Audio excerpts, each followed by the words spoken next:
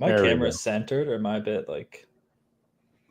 I think it's close enough, right? Because like if I do this, right, which I don't like, right? Like it's too far out. This is cool. But yeah, dude, it's been a fucking minute, right? It's been a while. Yeah, dude. Last time you and I talked, not like last month, but I mean like before that.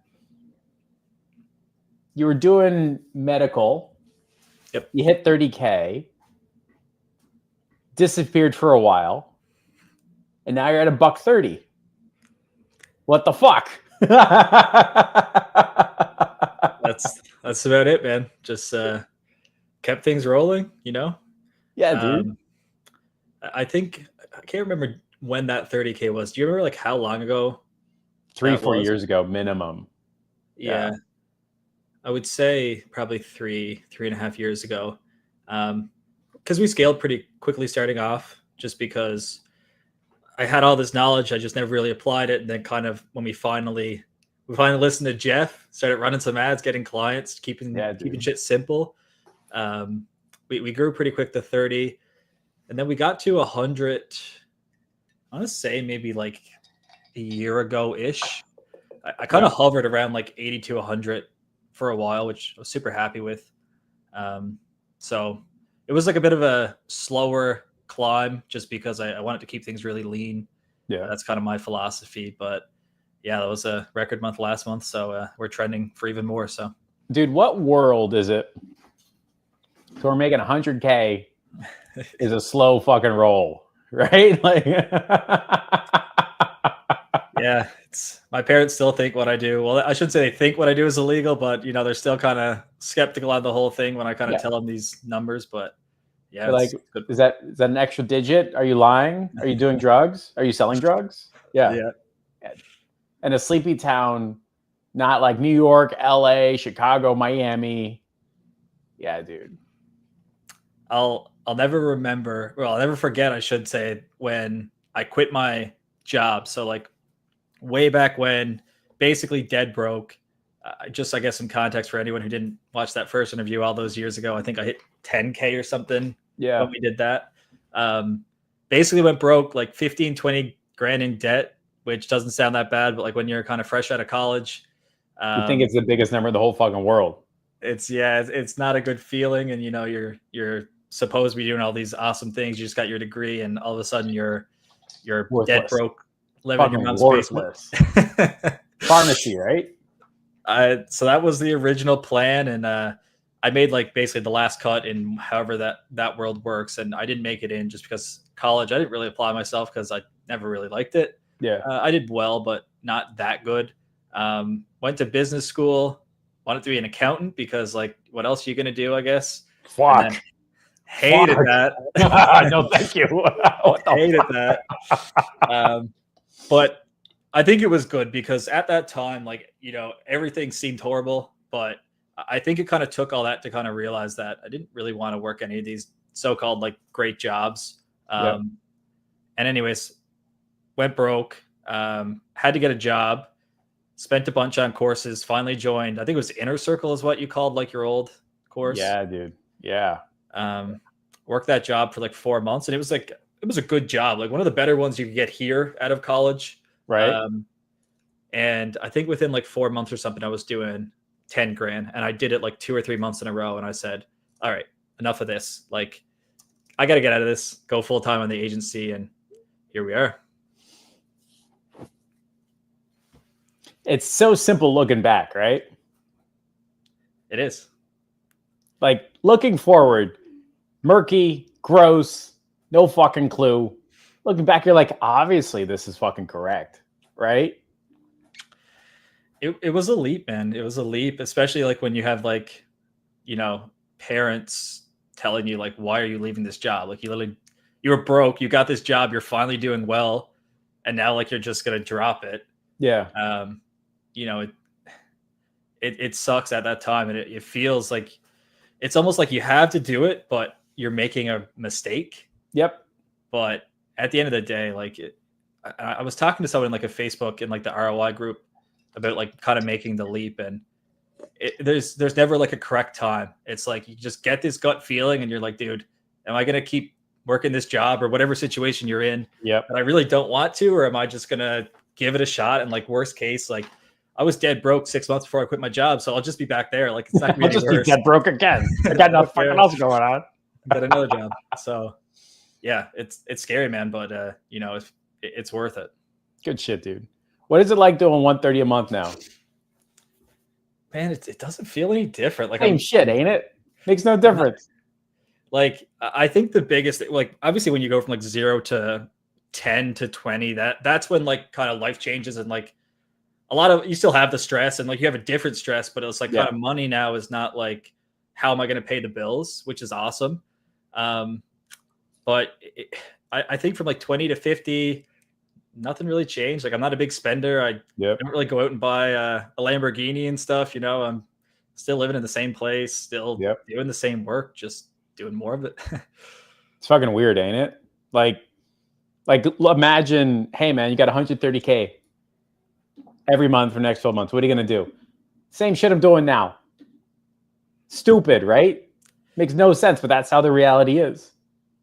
That's all it is, man. Just like, I'll just travel a bit more. That's it. That's it. One of my old clients is doing, it's got to be 100K a week now. Cash collected. Same house. Same fucking house. All right. The only thing he's bought is probably the smartest thing, which is people.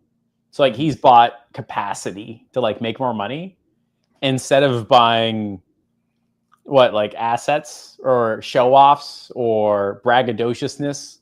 Right. And I never know if it's the right fucking decision, but at least he made a decision. You know what I mean? Like that middle category of like, what do I do sucks so much.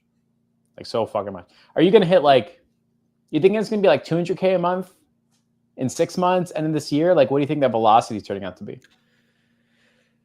I mean, that was kind of the goal, like I set, and I don't know. I don't think I'm not that great at setting goals because like to me, it's like we just talked about it. It's the same thing. Like my life, unless you're doing like real FU money and you can go and like buy a private jet, like that's probably, you know, when shit changes. But like, you know, it started out, it was like 10, if I could do 10 grand, I remember like talking to my father about this, like when I first started, and like 10 grand to him was like, if you ever do 10 grand a month, like for a year, like you have like the best job in the world. Like what the hell? So much money. You wouldn't know what to do with it. Fund your 401k, Matt. Save it all. Yeah. And then it's like, you know, you set a goal of 20 grand and you hit it and that's cool. You feel good, but like, I don't know, nothing changes. Like, it's just like this random number that you throw out there. And I mean, I'm sure it's good, you know, to set goals and stuff, but I try not to get too focused on it because it's like when you hit a goal, especially if it's just like a monetary goal, it's like you hit it and now you think it's like, okay, I hit my goal, we're good. And now it's just on to the next thing, next goal. Yeah. But I kind of said like, if I could get to like 200K a month by the end of the year, I'd be pretty happy. And I think to kind of get there, I've kept things like extremely, like we're still at like 70-80% profit margins because I always seen people make like they'll get to 100K a month and then all of a sudden they're hiring like 10 people and their profit is now 20 grand a month. And like you're at the same spot now as a year ago when you were in 20 grand a month. You're making the same amount of money, except you have 50 times more complexity and problems. Yeah. And so I've been super hesitant kind of on hiring. Like right now it's literally me and a team of 2. So there's literally 3 of us. That's what you and I talked about like a month ago, right? Yeah. Yeah. Like that. Like adding is not adding is exponential. Like every additional step, it's not 2 + 2, it's 2 to the exponent of 2, then 2 to the exponent of 3 to the exponent of 4. And it's like, fuck, dude, like out of nowhere, your 1-page SOP became 100. Mm-hmm. Just sucks ass. Real bad. But what are you doing for 130 a month? Like you charging 10 grand a pop, 20 grand? What does this look like? Dude, I'm literally still doing the exact same model, exact same pricing as I was basically when I started. So like when I started, like I was a huge, and I think a big reason I when I say failed starting off and I was like super stuck, I couldn't really get the wheels rolling, is that I tried to just like recreate everything. Like you see something that's working for 100 people and for some reason it's like no, I need to do something different. It's like, do you want to be Jeff Bezos? Like, no, like you don't need to like come up with this brand new thing to like, that's like billionaire stuff. It's like, I just followed a process that worked. And so I remember when I joined the Inner Circle, I always really liked performance spaces because selling was never really my strong suit. And so like for me, I hate it having a schedule full of demos and having to like try to hard sell people on like 2K a month when I wasn't worth 2K a month, dude. I had no idea what I was doing. Yeah. So I remember I joined the Inner Circle. Josh Centers had like an old training and it was basically talking about like his whole performance-based model. And I was like, this clearly works and it lines up with kind of who I am and my skill set. Mm-hmm. So literally all I do is that it's performance-based. It's almost like a pay-per show. Yeah. All my clients pay is ad spend. And, you know, if we do a good job, we make a whole bunch of money. So it's, you generate the lead, you get them on the phone, you qualify them, schedule them for a walk-in. We don't even have a call center or anything. We just get them to prepay. Like so with medical. Oh yeah, that's right. I remember his presentation. Yes. And it's a bit different on like how, and I talk to Josh actually, you know, every now and again. And, you know, we're pretty good friends. It's a bit different than, you know, what I learned from him because obviously this is like 6 years later or something. So things have kind of evolved, but that's all it is, man. And it's an easy yes. Retention is really good because like, even if you have a slow month, even though our profit revenue drops from that client, like now they don't have to think about like, hey, Matt's going to charge me $2,000 again in a couple of days. Like, am I going to do this? It's easier to stick around. Easy to stick around. Yeah. And that's all we do. That's really it. Fucking love it, dude. Fucking love it. What do your clients sell? Don't give me the product. Give me the price point. Was it $3,000 a pop? $5,000? Yeah, between $2,000 and $3,000 usually is really the program they're trying to sell. Yeah. And shit just works when your client sells expensive shit. It does. Like I remember way back, I started doing ads for like cryotherapy. Yeah. And I not like body contouring cryotherapy for those that kind of know the industry. I'm talking like $20 sessions, like whole body chamber cryotherapy. Where they step into the fog and get cold for a bit for $20. Yeah. And it did really well. I mean, it's cheap. Like, of course you're going to get a whole bunch of leads and even appointments and shows, but like the amount of stuff that my clients had to try to sell, like just to break even, it was just stupid. So you need a niche or an industry, I should say. I think you like that word a bit more, that people are selling expensive stuff. With your $20 guy versus your $3,000 guy, are they like of equal salesmanship? They just happen to be selling more expensive stuff? You know, it depends. Honestly, no. Like typically the ones that are selling the $2,000 to $3,000 thing, like they're at least smart enough to know that they need to sell a $2,000 to $3,000. Should not be selling $20,000 thing. Yeah. So, you know, and it's weird, man. It's a lot of offices like really struggle with it, and like they know that they need to charge this much, and they still can't really sell it that well. And that's the main reason someone leaves us is not because of performance, it's not because of how much we cost. It's not about any of that. It's literally if they can't do a decent job selling, then no matter how good we advertise, it doesn't matter. Ain't that the fucking truth, man? Like marketing's job is to bring marketing qualified leads. Sales job is to blank. Yeah, that's it.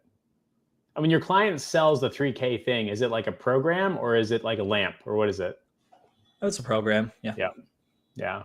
Like a 12-step program of like, hey, here's how you do X, Y, Z. And they got like check-ins and combinations, permutations, and all that. So you don't got to worry about your client's product. All I got to worry about is if they're selling something that's at least $2,000 to $3,000. Like that's really it. And it's so what they're basically selling. It's like we work in body contouring.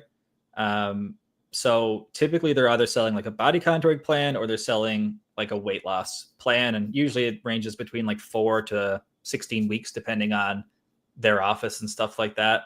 But that's all it is. And it's really easy for these people to like fulfill on it. Like, do they have staff? Like they don't even have a doctor to actually do the body contouring stuff like they would for like, you know, an adjustment. They would need a chiropractor. Correct. So they love selling this stuff. Like it's super easy to fulfill. The clients all get really, really good results as long as they follow the process. Yep. It's just obviously the sales and getting people in the doors is it. Isn't it fucking wild, dude? Like, as long as my client's business fucking works, then my service will work and I get to charge a lot for it. My client's business doesn't work. That's the end of it. It's quite literally like, let's be real. It's 2025. It's not that hard to get leads online. Like it's pretty easy, especially if you do it for a few people. Like you got the hang of it. You can do the same thing for another 100 people.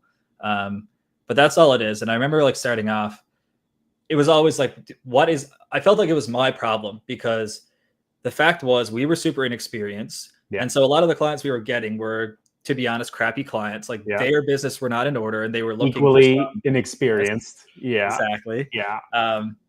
And I think a part of that was, leading with like crazy guarantees and offers and stuff like that. Like you're going to get bottom of the barrel. Like that's the people you're going to attract. And that was our main issue. And that's a big reason that kind of prevented us from growing quicker is because like we were getting these crappy clients. And then in my head, it was our fault because they weren't making money. Yeah. When in reality, it was their fault. And like, at the end of the day, I'm not here to save businesses. Like I'm just here to get them. Yo, well done. Well fucking done. Yeah. You're not here to save anybody's business. That's it. That's probably a Jeff quote. I probably just took a Jeff quote.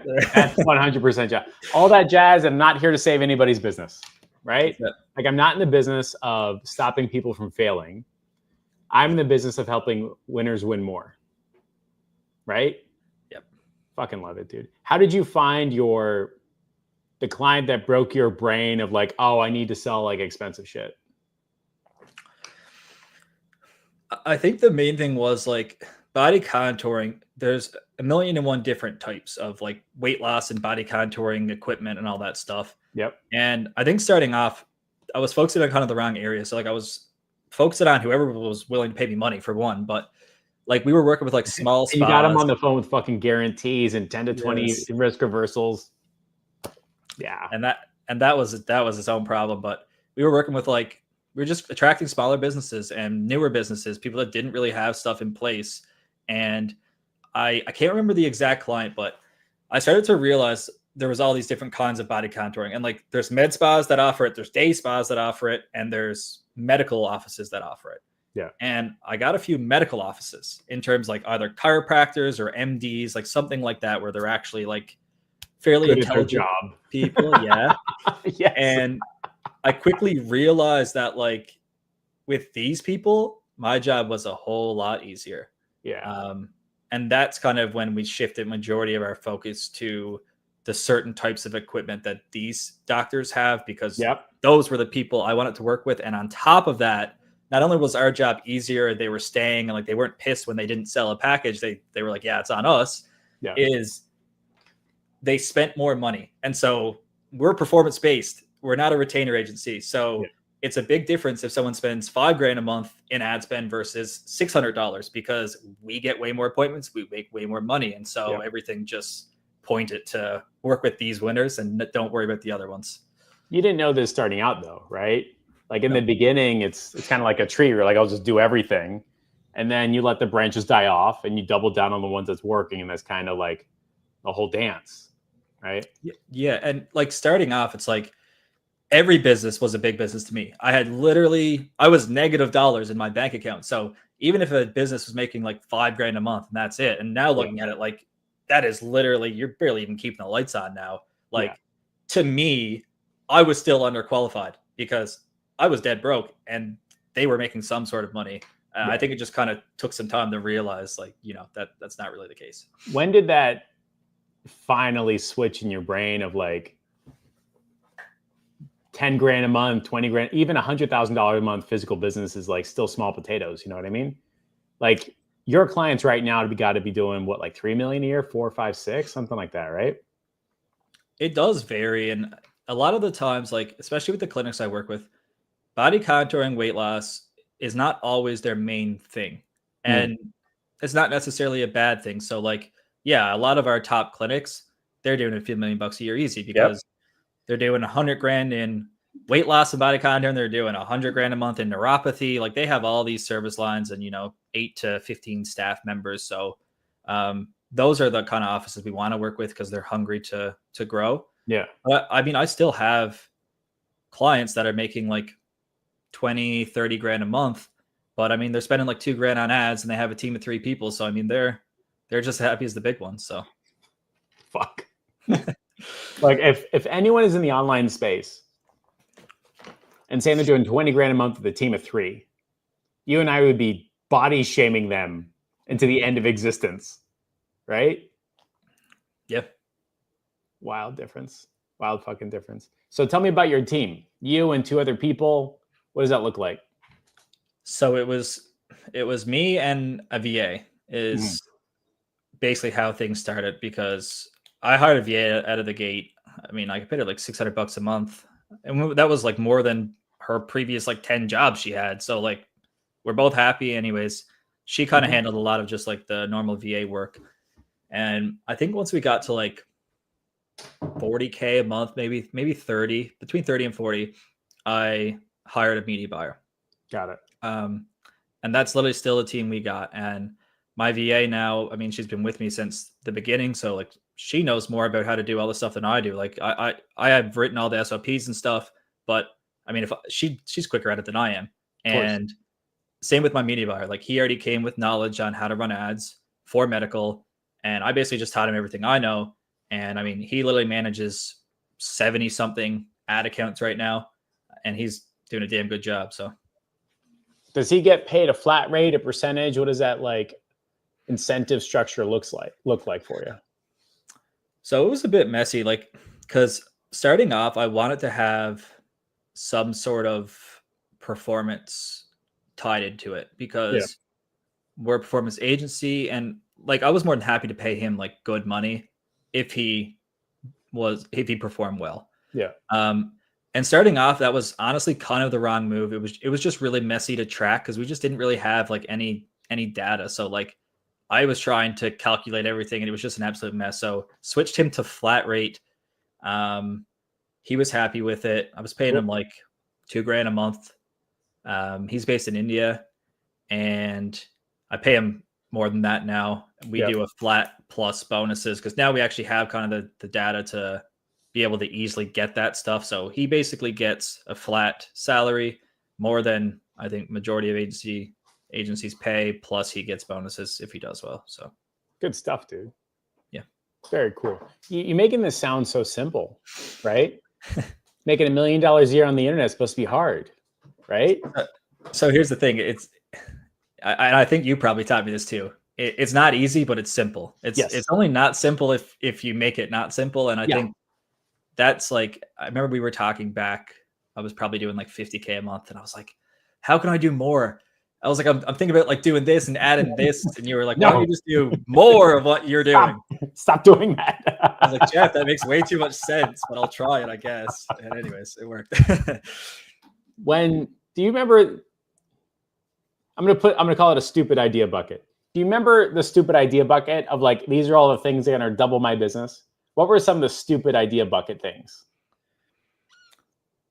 I think it was, I can't remember exactly. There's a lot of stupid ideas I've had, but it's always like, I should start a brand new offer in a brand new industry for a brand new niche. That's something I was thinking about. It was like, well, I do this with body contouring. So like, what if I just did this with like Botox or with like laser hair removal? Of course. It's like, right? Yeah, of course. Why not go into a different industry and think it's going to be the same?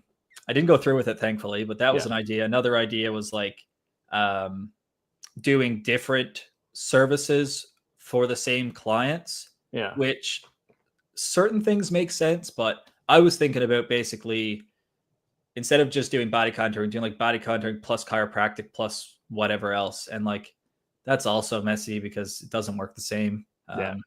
So yeah. And it's not additive, it's exponential. It is. Exactly. Yeah, dude.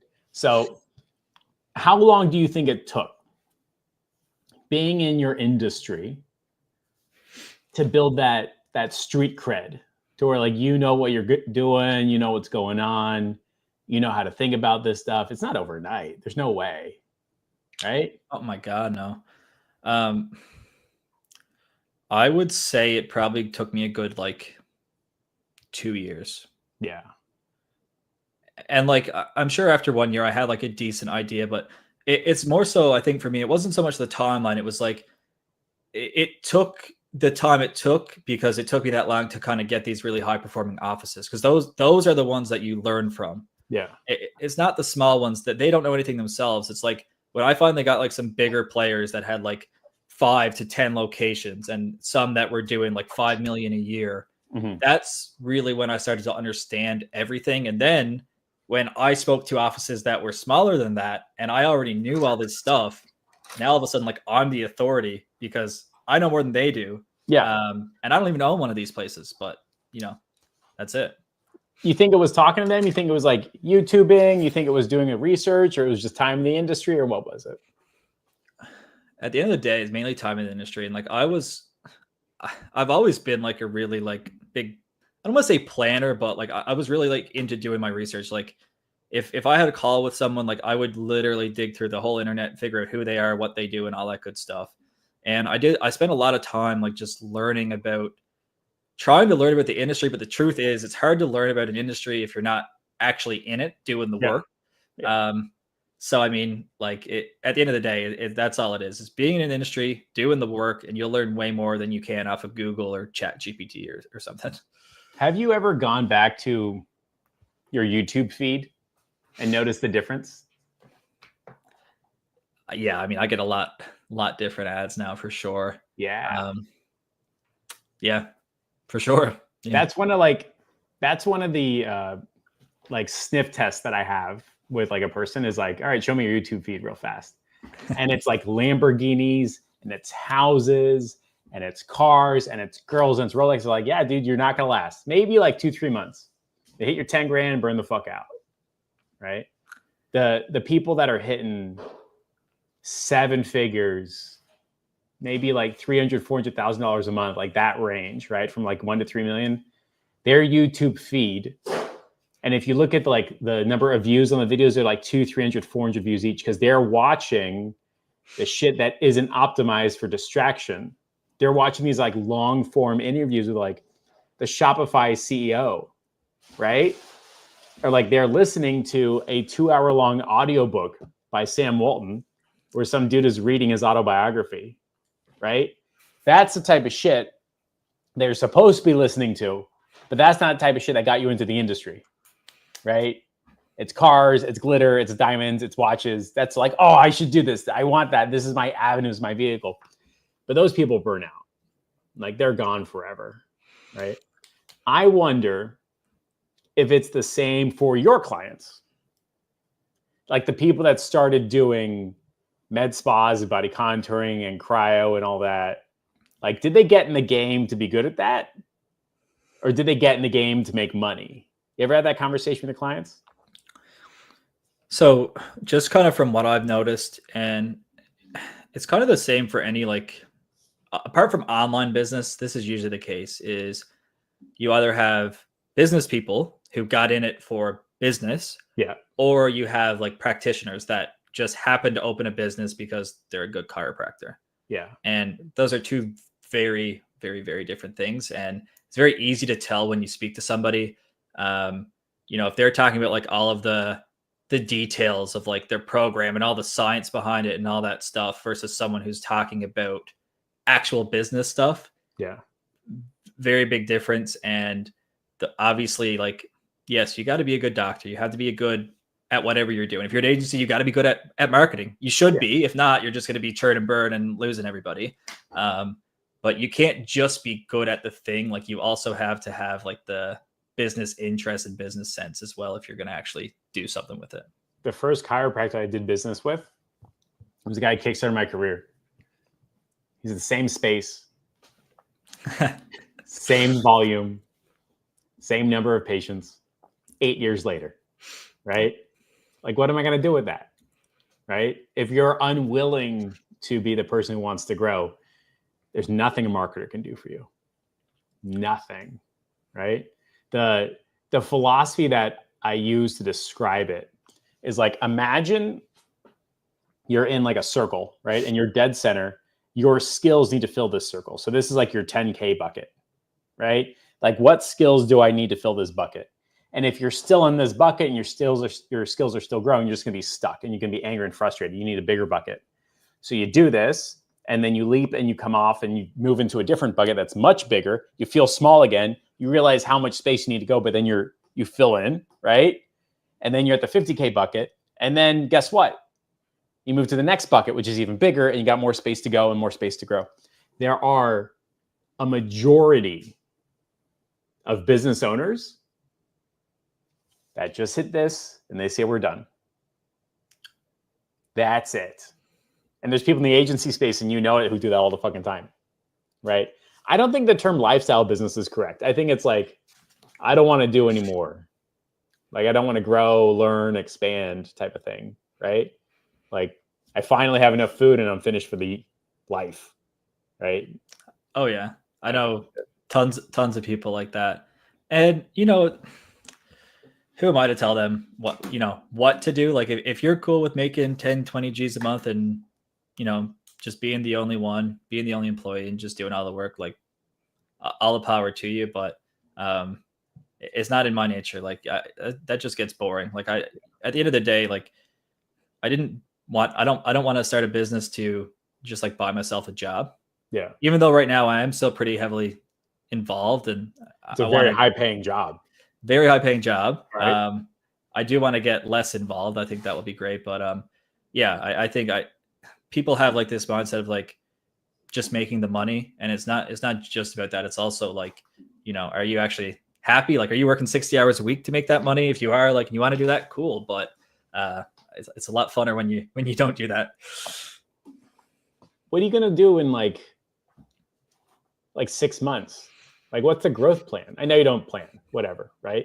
Like, if your average client is making you $3,000 a month, right? Are you just gonna advertise to get clients here? You're gonna roll out a referral program? Like, what's the game plan? So we do two things. And this is quite literally the only two ways I've gotten clients, and that's Facebook ads and referrals. No, it has to be more complicated, Matt. No, unacceptable. You need a 7-tier prospecting situation, okay, with different KPIs for all the channels, and you need to have a whole 8-hour YouTube you have to watch for each channel, and then have a whole KPI sheet. Okay. Yep. There's no possible way it could just be one channel, or maybe even two. No fucking way. Right? That's hilarious. It honestly is. It's like, I've spoken to agency owners before, and like even ones that were at the time like doing more than me, and they were saying, yeah, we do Facebook ads now and it does well, but we're going to stop doing that and we're going to try YouTube ads. They're like, too many people. It's so saturated. Everyone's running Facebook ads. And I'm just like, best of luck. Okay. Okay. Let me know how that goes. Now I'm going to fucking tell you he's going to change your mind. Not a damn thing. Yeah. I think, dude, I mean, there's people that have grown with just one channel way, way more than 130K a month. And it's like, people think to do that, like 100K a month, you need all these channels. It's like, no, dude, you could do it with one. And half-assing it. Me, by the way, he did $40,000 today. He only advertises on Instagram, which is Facebook. Same shit. Yep. Yeah. It's simple. It's not very hard. It's like, if you have one thing doing really well, and a lot of times people will be spending like, $1,000 a day on ads or something, and they're like, yeah, like I'm capped out. It's like, what? What do you mean you're capped out? Like, it's not possible. Yeah. It's really simple. And that's just the two that have worked for us. And I think it's just like, if it's doing well for you, just double down. You don't need to like try to expand and like, some people have this mindset of like, well, we're screwed if one of them stops working. And it's like, well, cross that bridge if that happens, but you don't need to like diversify, dude. It's not complicated. You're telling me that if you're 100,000, wait, no, it's not even. The people that are saying that are not at 100K a month. Well, no. No. Those are the people that are like at 6K a month, right? Yeah. Like, if Instagram bans me, if Facebook bans me, I'm screwed. You're screwed now. Okay. Like, it doesn't fucking count. Okay. Do you find that your bottom tier clients responded to an ad that your top tier clients never would, and vice versa? Like your top tier client is not wowed by 10 or 20 customer opportunities guaranteed or a refund you $100 for wasting your time. Right? No. And so what I'll say on that is like, we have case studies, and like these aren't even some of our biggest clients, because I'm honestly hesitant to show off our biggest clients, because like I speak to people and I'm like, well, what do you want to be doing with your body contouring? Like what's your goal? Yeah. It's like, I want to do 20 grand a month. And it's like, if I show you a case study of somebody who did over $100,000 last month with just our marketing, yeah, you wouldn't even believe it. And I've literally had people that have seen a case study. I had a case study about one of my probably first 15 clients, and she was doing 30 grand a month consistently on like $1,500 in ad spend. And I've had multiple people bring it up that like, is that actually a real client? Yeah. And I'm like, yes. Why? Of course it is. They're like, how is she doing $30,000 a month? Yeah. But then I have people that like the actual businesses, if I show them 30 grand a month, they're like, dude, we did that last week. Like, what do you? Yeah. You think that's crazy? I remember when Alex Hormozi was on his up and up, and everybody took like that mathematical formula. And we're like, we'll just reduce the risk. And like, no, man, what you're doing is you're attracting the worst fucking clients in the goddamn world. A business that cannot take on risk, right? Which means they cannot take on growth. So if I ever talked to the dentist that I had that had like 10 locations in Los Angeles, if I ever said oral refund, he was like, get the fuck out of here, dude. No fucking way, man. If I ever said we'll guarantee 10 to 20 shows that convert, he's like, you don't fucking know how business works, son. Like, it's a nice try. You are now unqualified, right? Yes. I had to upgrade the way I talked and I thought and I communicated to get the clients and the businesses that could take on risk, had a sales process, had a product, and wanted to grow. Because the ads that everybody was just like circling around here, those were only the shitty businesses. That was it, right? And I bet you ran some of those too, right? Just to like see what would happen. Oh yeah, man. We ran like guaranteed X amount of patients. We ran like, satisfaction guarantee or your money back. Like we starting off, I mean, because that's what it was like, yeah, you're gonna get cheaper appointments if you do that, but it's not the right appointments. And so Correct. Especially when you don't have a whole lot of money and like you got $1,500 this month to put into ads, you want to get as many people on the phone as you can. Mm-hmm. So like you throw out all these crazy guarantees and offers, but like, dude, like horrible idea. With those clients, when they would advertise, were they advertising an ad that was never going to work? Like, did you get that feeling too? Like when they call you on the phone, like, this is my last $2,000. All right. Yeah. What can you do for me? And you're like, fucking nothing. They're like, but risk reversal guaranteed. You need the money, blah, blah, blah. Fine. Take them on as a client. Right. And then you run the ad.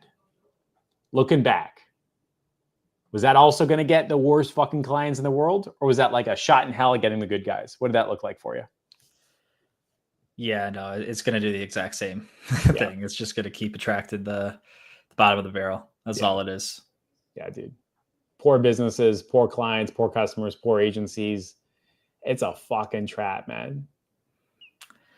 It is, man. And it just keeps going back to like people try to overcomplicate things. They try to like look different and like that's cool. Like look different, but do that in like your results and stuff, not in some crazy offer with risk reversals and magic naming formulas. And it's my favorite is with the one unknown method that only works in 20.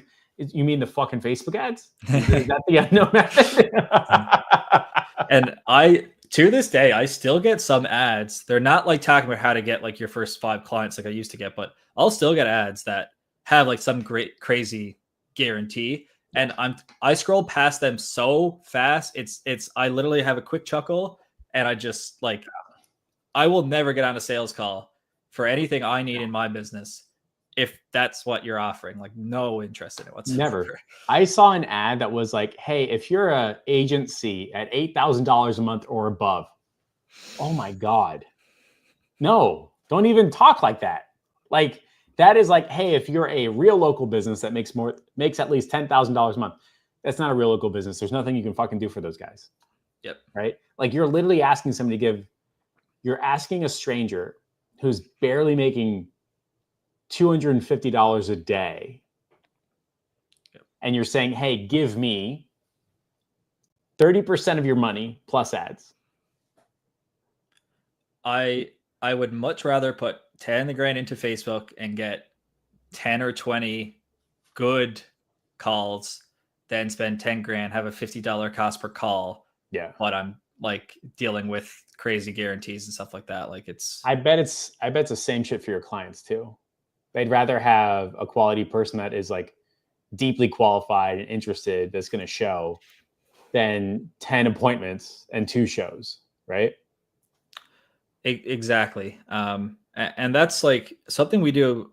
I mean, we're not the only ones that do it, but a lot of like the people that the agencies my clients have worked with, like they do extremely, extremely cheap offers, like $20 to $40 for an actual like hour-long service that gets results. Yeah. Because they just want to get as many people in as they can.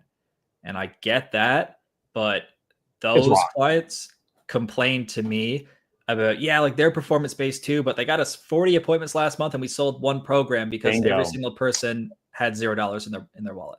Yeah. And yeah, it's the same thing with running crazy guarantees and stuff like that. It's like, it's not how you do it. Same shit. Yo, look at these guys. Look, there's Centers, right? What's up, Centers? How you doing? What's up, buddy? Salvador. Look at this shit, right? What a fucking good crew, dude. Solid guys. Both of them. I remember when Centers was starting out and Salvador was starting out, it was a good time. It was really fucking good. It was the fucking golden age. You know what I mean? Like it was a great opportunity for a boatload of people that were willing to be honest and upfront and work hard. Yes. Right. Me and Salvador, I think he joined Inner Circle like literally maybe 1 or 2 months after me. So like we kind of started at the same time, and we have jumped on a bunch of Zoom calls, like helping each other out. Like, dude, he's helped me so much with like, I remember when we first started trying to use ClickUp and stuff because everything was a complete mess. Yeah. Dude, he helped me a whole lot. We haven't chatted in a while, Salvador, so hit me up. Let's chat. Well, apparently he's the number 1 fan. Look at that. Right? Yeah. That's what I'm talking about. How are you doing with ClickUp and Asana and all that? Are you still running it or no? Yes, but a very like those apps are very easy to get like caught up in the complexity of them. Yeah. Just because there's, especially like ClickUp, there's literally 1,000,001 things you can do and 1,000,001 ways you can do it differently. And I spent a whole lot of time trying to figure everything out when it really wasn't necessary. So what I did is like, well, Salvador was literally the first one to ever help me with ClickUp, and he gave me a very solid like starting point. And I still have the brain trash trying to like, make everything 1,000,000 times better and fully automate everything. And I eventually just paid a girl. Her name was Natalie, and her job was quite literally ClickUp. Like that was, she was a ClickUp pro, and it probably saved me like 200 hours of work. And I paid her like $5,000 or something like that, which might seem like a lot to some people. But she literally just gave me exactly what I wanted, made it happen. And now we use it, but everything is just quite literally SOP'd, automated. And I mean, takes no extra time or effort. Yeah. It's fucking wild, dude. Like the simpler you make business, the more money you make. All right. The better clients you have, the better your business runs. And the more you get away from this like struggle client style advertising, the less you attract struggle clients, right? And all you have to do is do more. Nothing new, nothing different, nothing wildly creative. This is the boring stage, right? Where it's, what are you gonna do? The same shit I did fucking last week. I'm gonna go from 130 to 150. And then I'll take a fucking phone call and record a video, and then I'll do 180. Yep. Right? That's all it is, man. And I mean, I could have been here a lot quicker if, and it's easy to say it and understand it, but I'm sure there's still going to be 1,000,001 times when I see this shiny thing and I'm like, oh, like maybe this is worth doing. Of course, dude. You'll see a dude with a big award and you're like, I need to do everything that he says. Okay. His award is so much bigger than my award. All right. It's thicker. All right. He's got more circles. Okay. I need to do long form, 4-hour-long webinars. That's what I need to do. And you're like, fucking got caught. Right. Yeah. And then you realize when you kind of start to do it, you're like, I'm going to listen to Jeff and I'm going to run the same ads I ran like a year ago and see if they work again. Like, let's just do that. Oh, I discovered my forever ad. Okay. It's been running for as long, I would say like 2 years straight. Okay. And then there were moments where I turned it off and I was like, oh, fuck, I didn't mean to do that. God damn it. Week later, turn it back on, still works. Right. And it works because not this like bullshit algorithm, the targeting, or any of that crap that you tell yourself when your business doesn't work. You say it's something else. You say it's the Facebooks or the Googles or the YouTube. No, that's not it. Okay, that's not it. It's your ad and how you run business. That's the success, right? And so the ad that's working for me only appeals to successful people, only appeals to what they want, and only gets qualified phone calls. That's it, right? Doesn't have to be challenging, doesn't have to be difficult. By the way, did you ever go through the agency BTS where I made everybody only use a square, right? And you only had like a headline, right? The first ad campaign I ever ran, well, for like my agency with like kind of the new method that you taught. So like, yeah, we used to run before we made any bit of money, all these crazy guarantees and blah, blah, blah. But I remember that was like at the time of joining the Inner Circle. Yeah. That was kind of like around the same time that you discovered this like ugly ass yellow square Canva ad with like 3 lines of text. And I'm telling you, that was literally one of the best campaigns we've ever ran. And from time to time, I will literally still run that stuff and it works. And I got into a rabbit hole of like, I think we got to like over 50K a month. And I was like, okay, I'm going to change things because like the ads were paused for a bit just because we were figuring a whole bunch of kind of back end stuff out. And I was like, all right, here's what I'm going to do now. I'm going to get people to apply and I'm going to do like X, Y, and Z through a funnel and I was like, I did it and it didn't work. And I was like, I'm just going to try that old ad that just sends people to like a Calendly scheduling page. And I did it and I like just got 5 clients in a week and I was like, oh yeah, okay. A client texted me saying, we got another phone call, like from the ad to Calendly just now, right? And the problem is like the pixel didn't fire. And between you and me, I don't fucking care about the pixel, right? Like it doesn't matter. You got a fucking phone call, right? I think they spent like $50 today and they got a fucking phone call. Like that's the jam. That's the dream. And I know I have Josh Centers on Facebook and he's been kind of preaching this lately. I think he's experimenting like with a different industry and stuff. And we were chatting and he told me, he was like, yeah, like I've had a bunch of people tell me that like lead forms suck. He's like, but we ran lead forms and like, here's like my client made like 80 grand and we did X amount of sales calls. And he was like, is it just this industry? Or I can't remember exactly what he said. And I was like, man, like lead forms are good. No, they work. Like if you are bad at your job, nothing will work and everything will suck. Like a carpenter who's bad at being a carpenter can get all the expensive shit he wants. He's still going to be a bad carpenter. But a good carpenter, you give him a fucking hammer and a nail and it's the best thing in the whole world, right? It's not the tool. No, it's the business owner. And I'm going to echo this for like everyone on the call. If your business sucks, it's not because of an algorithm or targeting or the world being unfair to you. If your offer is unattractive, it's not going to magically get better because you optimize for 3-second views with a TikTok flame, snapping your fingers, and all of a sudden you're blah, blah. Wrong. R-O-N-G, wrong. Your business is a function of your expertise and your ability to do shit simply and effectively. And if you can't do that, you'll fall into this trap of like, oh, I need gadgets and gizmos and glitter. And you're like, all right, fine. I can't fucking save you. Go do it. Go fucking explore and come back. And I know you're going to fucking do it. You're going to turn on the ads at work again. That's it. Right? It's a whole fucking dance. And I guess it's just a painful part of our journey, right? Like we are both the sculptor and what the fuck was that phrase? The statue and the sculptor or something like that. Right? It's true, man. It's like no matter how much, joining the inner circle, no matter how much Jeff said, like, to do this, this, and this and keep it simple, it's always, I feel like you kind of got to experience it to realize, like, you got to, make a mistake. And at the time, it sounds like probably the best idea. And this is going to change my business. And then you try it and you realize, like, why did I even think about that? Go back to boring old workouts. Those are the ones that fucking work. And I think usually, like, especially agency world, like the times when agencies or even my agency stalls, it's because I'm trying to like do this, new thing. And then when I just go back to the old thing, it just go creep up. Fucking works. Fucking love it. What I really enjoy is your business model has 3 people and has clients that know how to sell. Yep. And that's all you got to do. Right. And it sounds like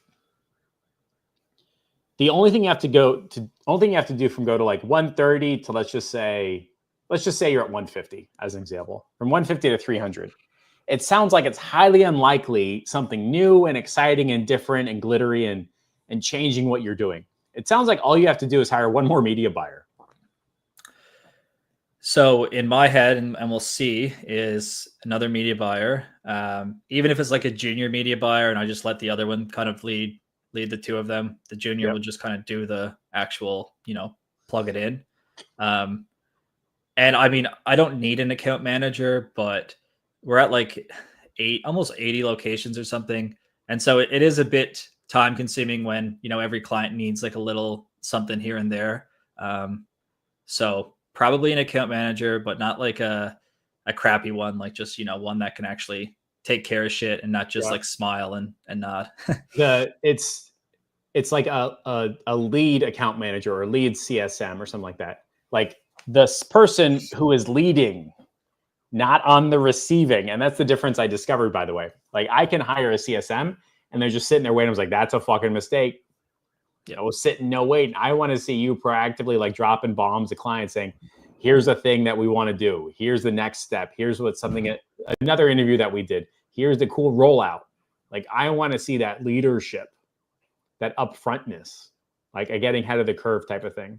So yeah, dude, you probably just need a leader CSM, leader account manager, so that you're doing less. And then just rinse and repeat. Nothing else. Like the guy that I was talking to who did 40K today, all he has to do is hire more people. That's the only bottleneck. Nothing else.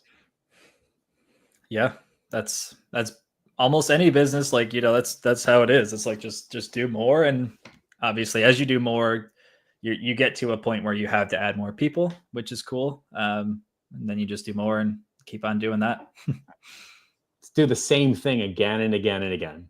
And then get other people to do the same thing again and again and again. The whole fucking dance, dude. So when are you going to tell your parents that like, hey, I bought you a house? Are you that type of person? Bought you a car? No. Yeah, probably. Hey. Well, we'll see. Like, we'll see how things go. I'm pretty conservative with money. That being said, like, if my parents ever needed something, they know I got them. But they're pretty financially wise themselves, and like they're by no means like wealthy or rich, but they're not hurting. So they're pretty good. Yeah, dude. They raised you to be a pharmacist / accountant. That's the safest job in the whole world, right? That's quite exactly. That is my mom is quite literally that person where like, if you're making $6,000 a month, Matthew, why would you ever leave? Yeah. And I'm like, Mom, I'm just it's $6,000 in a day. Get the fuck out of here. Yes, yeah, exactly. I fucking love it. What's the next step for all this? Like, stay in the game for a long time? You building to sell it? What does that look like for you? I've kind of given it some thought. Like I'm definitely in here for a while. If I ever do sell, it will be at a point where I work like 3-4 hours a week and I just want to do a new thing. Just because like, I'm sure like people will buy just the agency for just to have the clients that already have the systems and stuff in place. But no one, it's kind of like we talked about with like just being a one-man show, doing like 10, 20 grand a month. Like anybody that's going to give you an actual like amount of money that I would want, they don't want to buy something and have to go and work like even 20 hours a week in it. So I can't picture myself doing it forever. So I'm sure I'll sell eventually when the time is right. But just keep on doing what we're doing. Just keep growing and stacking cash, dude. That's the whole fucking game. That's it. Well, speaking of, I got to get to my fucking 4 o'clock. Matt, peace out, my man. See you next time, right? Always a pleasure. See you, Jeff.